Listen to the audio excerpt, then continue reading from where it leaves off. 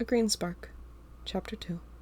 You felt your body shake under the heavy weight on your chest. He was pinning you against the ground, his knee on your chest, his eyes black as they stared into yours. What a pitiful older brother, being taken down by his younger sibling so easily. You're weak, Clinton. You tear up as his fingers dig into your wrist. You're weak and a mistake, unlike me. He laughs as he lifts his hand and forms a green glowing flame. He glared down at you, his eyes glowing brightly above you, angry when you didn't do anything but whimper in pain. You're the reason Mom left, you know. If it weren't for you, then— Jake! You flinch as your dad's voice booms down the hall, followed by his heavy footsteps. What the hell do you think you're doing? Get the hell off of him and to your room, now. His voice echoed against the walls as he grabbed your brother's wrist and pulled him off of you. You couldn't help but scream as your brother dug his other hand into your wrist, a burning sensation causing pain to surge through your arm. You could hear Jake's laughter as he gets pulled away, sparks of the green flame still disappearing between the two of you before he starts walking away from his dad and into his room. Your father quickly comes to your side and helps you up. He looks at your arm with concern before slowly walking with you towards the kitchen where the medkit is. Here, hold your arm under the tap. The water should be the right temperature, he said after messing with the taps and sighing. You could hear him cursing your brother out under his breath. He was grabbing the medkit from under the counter and rummaging through it for some bandages. God, you were nothing like this at his age. You just watch as he gently pulls your arm out from under the water and starts wrapping it with the bandages. Hey, idiots! Both of you flinch as your brother's voice calls from the hall. I'm headed out, with my friends. Oh, no you don't, mister. Look at what you did to your brother. This was much worse than last time, and you're gonna make it up to him. Jake, are you listening? Don't you walk out of that door! And then he was gone, flipping your father off the whole time he was trying to get him to stay. You look over at your father as he groans and looks back down at your hand. I am so glad you aren't like him. You nod softly. Your attention is taken away from the pain as you see your brother turn into his demon form outside. His green wings spanned outwards and flapped unorganized beside himself. You watch and sigh as you see a portal open beside him and his so-called friends come flying out of it, landing beside him. Sorry, boss, he says, looking up at the tall one who looked down at your brother with annoyance before they both picked him up and flew back through the portals. We've got some new missions for you. The last one I think you'll enjoy, his boss says before the portal closes above them. I sit at the dinner table after a rough morning. After another bad nightmare, I woke up and I had decided on a whim to tell everyone what was going wrong, what had haunted me so much. I didn't want to. I didn't want to bring them into this. Hell, I just wanted to go upstairs and go back to bed. The bed at Lyra's house was comfier anyway. I sigh and rest my elbows on the table, waiting for Carl's mom to finish making some sandwiches for us. Evelyn had already gone to work, and Carl was helping her in the kitchen, and I was sitting alone with my thoughts at the table. Ugh, I mumble, putting my head on the table, a soft thunk coming from the wood. Are you ready, hon? I flinch and sit up as she walks in with a plate of sandwiches. It was then I realized that I didn't even want to tell them at all. I look away and gulp down a pain forming in my throat. Evelyn was convinced it would help with my nightmares if I told them. Even something small, but I feared it would only make it worse. What if they really did come for them, too? You know, you don't have to tell us if you don't want to. I grit my teeth as her soft words reached my ears. They were always so calm. I quickly stood up and slammed my hands down on the table, my throat tight with the words I quickly thought up. Listen, the only reason I won't call Carl my brother is that I used to have one, and he's the reason I ended up in that damn orphanage, I yell. And we're not even brothers under your name, so we're just close because Evelyn makes us hang out so much. They both flinch, and I groan and quickly grab a sandwich, walking away.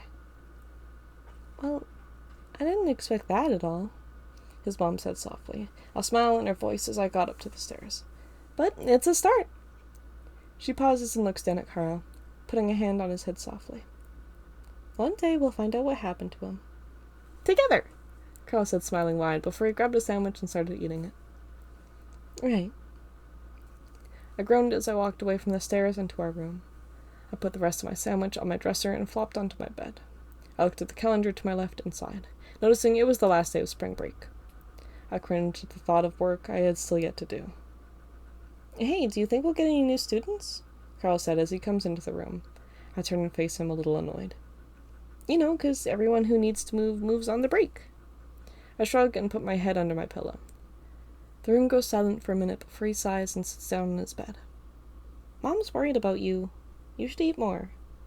I groan and sit up, tossing my pillow down beside me. Why do you care so much? He flinches but shrugs and smiles at me. I groan, and just to make him happy, I continue to eat my sandwich. It was good, and just the first bite helped me regain my appetite. You guys are weird, I mutter between bites. Why do you say that? Carl said, grabbing his books and papers out of his school bag. I just shake my head and smile softly, almost admiring the tidiness of all the papers. You just are, Shrimp. He rolls his eyes at me before setting down his book. You should make sure all your work is done. I groan and kick my school bag. Then come help me with it. It's the last one I told you about. He laughs and hops off his bed. All right, but you owe me. I'll pay for ice cream tomorrow. Not long after we had the school work done, we passed out watching shows on the small TV in our room. Morning came too early, as always on a school day, and my blaring alarm clock sent a flow of unhealthy anger through my blood as I turned to shut it off. Carl was quick to jump out of bed, and just as he did, I heard his mom come up the stairs, glaring at him as he stood in the doorway. I don't think so, mister. No pajama pants today. Get dressed properly. Carl groaned and quickly turned towards me with a warm smile. Morning, he said quickly, turning to his dresser. Morning, Shrimp, I mumbled, looking at mine. Good morning, Clinton. Your mom brought your meds by. They're by your breakfast downstairs. I nodded softly. Thanks. I watched her with distaste for the idea of retaking my meds as she walked out the door and back downstairs. So, what new students do you think you'll get? I say, just trying to start a conversation with him as he rummaged through his drawers. I'm not sure. What are you hoping for? He smiled at me with a weird expression as I rolled my eyes. Maybe some new girls, I say, my mind filling with the thoughts of meeting someone new, maybe even finally getting a girlfriend around here. Carl just shook his head, his arms full of the clothes for the day. Okay, well, I'll see you downstairs. He walked down the hall and into the bathroom to get changed, leaving me in the room staring at my dresser. I questioned wearing something more bright today. Maybe it'll be hot enough to justify it, but probably not. I groaned, getting off my bed and walking towards the dresser, grabbing out a gray sweater, some dark red sweatpants, and a black shirt. It was something, and if it was hot out, I could just take off my sweater. Come on, Clinton, your food's gonna get cold. Carl's mom calls out from downstairs. I sigh and head downstairs after grabbing my backpack and books. All right, I'm coming, I say, slinging it over my shoulder. I walk downstairs just to grab the sandwich off my plate. Carl was already waiting by the door, smiling with his backpack on. Clinton.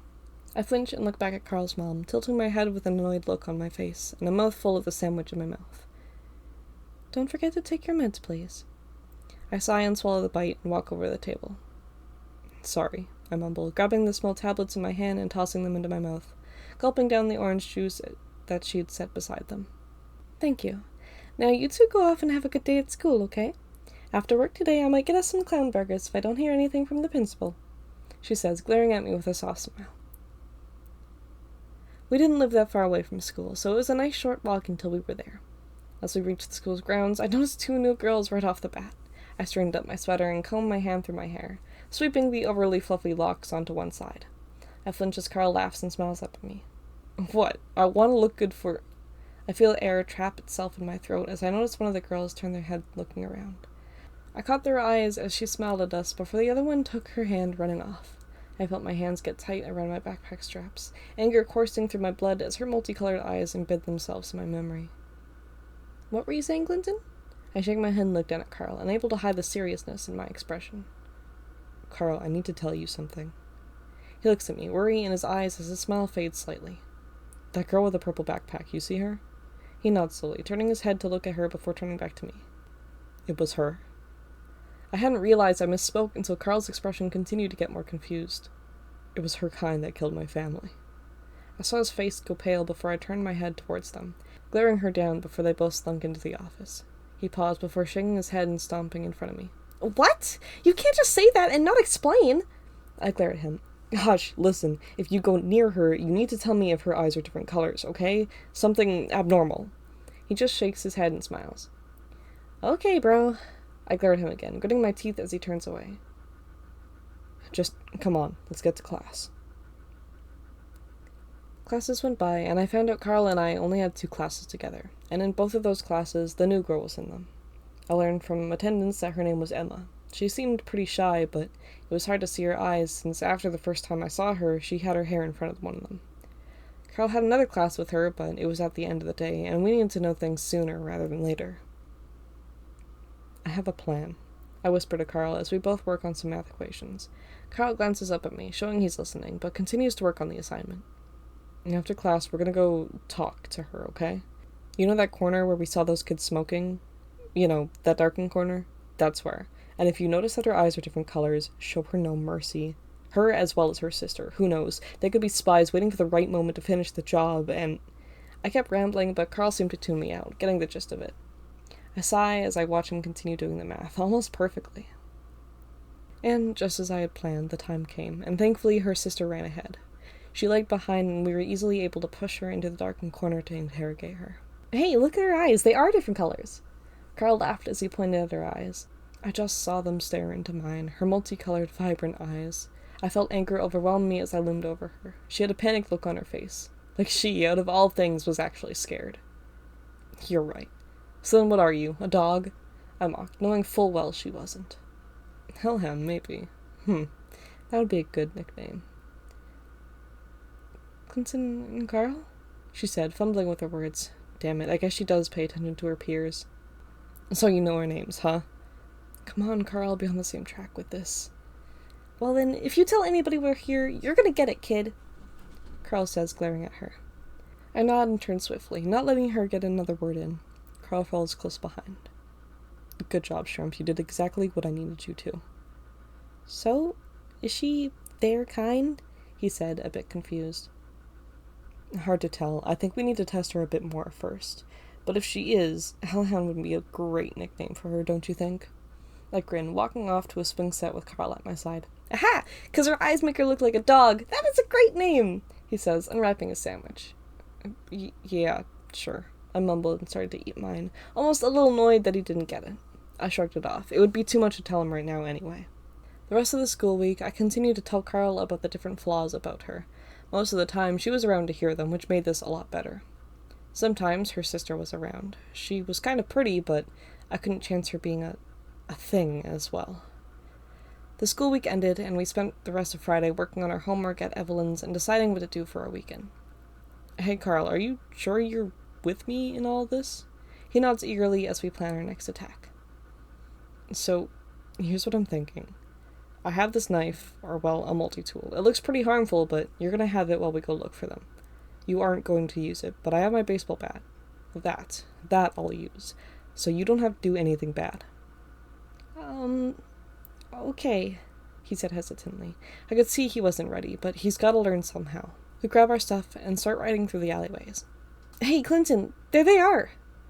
He pointed through a gap in the houses at two girls taking a break on their bikes before Star bikes off ahead, turning into the alleyways. Come on, let's go, I said, smiling at Carl. He seemed eager to help. As we turned towards the alleyway she entered, we started riding towards her. She notices pretty quickly and turns a corner to a dead end. I drop my scooter to the side as Carl jumps off his bike, drawing the knife. I glance at him as he looks over at me, making sure he's doing everything right. We could hear Emma yell her name earlier, so thankfully I didn't even need to remember her from class. I smile and look over at Star, who was just getting off her bike. What do you want? She asked, looking around, obviously looking for a way out. We want to know a little something about your sister, I say, standing over her. She was shorter than her sister, so it was easier to tower over her. She glances over at Carl as he walks towards her. A chilling scream escaped her mouth as she noticed the knife. Carl flinched, and I raised my bat. Shut up! I screamed as I grabbed her arm, pinning her to the fence. Answer my damn questions. What is she? I swing the bat, purposely missing her by just a few inches. No, stop it, please! She struggles to escape my grasp, just making me hold her tighter, anger flowing through me. Please, Emma will be here soon. I don't want you guys hurt. I felt a cold chill run down my spine. The way she said that, the way she seemed so scared for our sake and not hers. Carl, put it away, I said, glancing down at him. We didn't need a knife to interrogate her. We don't need it right now.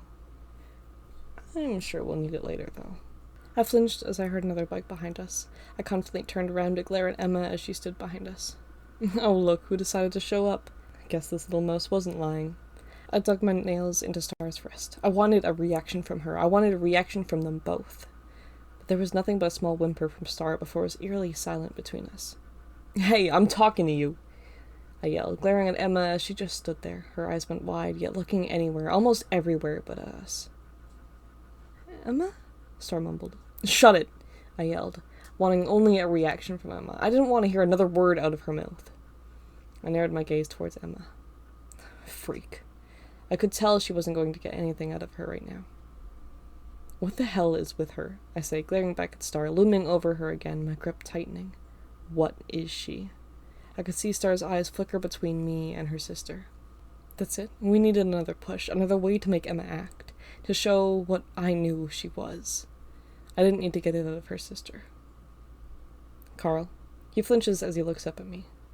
Now. Right, he said, pulling out the multi-tool back out of his pocket. There was barely a moment between that and when he hit the garage door. I didn't even see it happen, but the next thing I knew, Carl was on the ground out cold, and Emma was standing in his place, a little dazed after shoving him. Now I was staring into her eyes. Damn it, she could kill me. She was breathing heavy, strong breaths as she took a step towards me. I let go of Star's arm as I took a step back in fear. It only got worse once I felt a fence behind me. Starine. I flinch as she says her name, so coldly, so low. Get out of here. Both of us saw her hesitate. Even I could see the guilty look she shot towards me.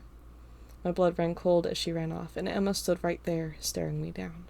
I could feel myself shaking, but that was the only bit of fear I could let her see. I continued to stand strong as I glared at her, straightening up my stance as our eyes stared into each other. Why? She spoke so low, almost pleading. Was she asking why I was doing it? Did I even have an answer? Her eyes shifted to black, the whites in them disappearing, which only made me freeze up more. If I had an answer to give, it was long gone now.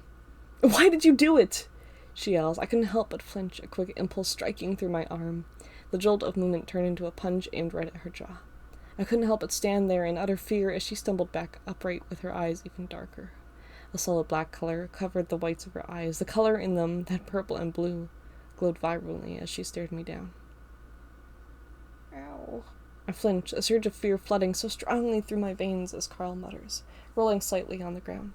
I had to protect him from her. He was just a kid, and she was a monster. I grip my teeth as I take a step forwards, glancing down at Carl and then back up at her. She seemed to recognize the anger I held in my stance, as my fists gripped tightly at my sides, ready for a fight. She looked at me, her gaze calmer than mine as her shoulders relaxed only slightly. Take him and get the hell out of my sight, she says as she closes her eyes, looking away. Was she sparing us? Was this her way of mocking us because we have nothing to fight with? Fine then. Next time we'll come prepared.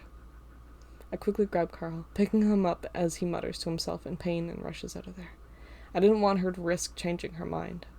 I grabbed his bike in my hand, along with my scooter, awkwardly carrying them both and Carl as I rushed him home.